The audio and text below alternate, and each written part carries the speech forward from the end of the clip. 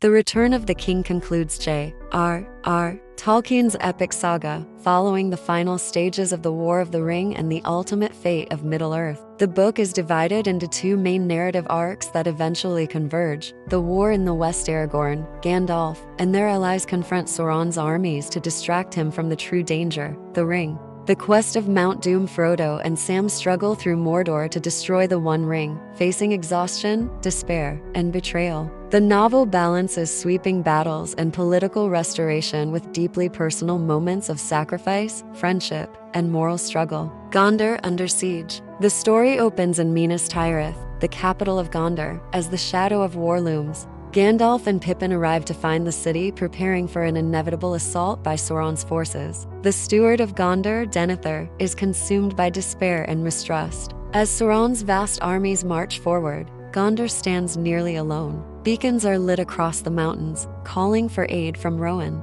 The Ride of the Rohirrim. In Rohan, King Théoden answers Gondor's call. He leads the riders of Rohan toward Minas Tirith. Éowyn disguises herself as a man to ride into battle, accompanied by Merry. The Battle of the Pelennor Fields becomes one of the most pivotal moments. The Rohirrim arrive at dawn, charging into the enemy ranks. Théoden is mortally wounded. Éowyn faces the Witch King of Angmar, Lord of the Nazgul. With Merry's aid, she fulfills the prophecy that no living man could kill him. Aragorn's arrival and victory. Just as defeat seems inevitable, Aragorn arrives with reinforcements, having traveled through the paths of the dead to summon an ancient cursed army. His arrival turns the tide of the battle. Aragorn enters Minas Tirith as a healer, using his hands to tend the wounded. Denethor, driven mad by despair, attempts to burn himself and Faramir alive. Gandalf and Pippin save Faramir, but Denethor dies. The last stand at the Black Gate. Knowing the ring has not yet been destroyed, Gandalf and Aragorn realize they must distract Sauron.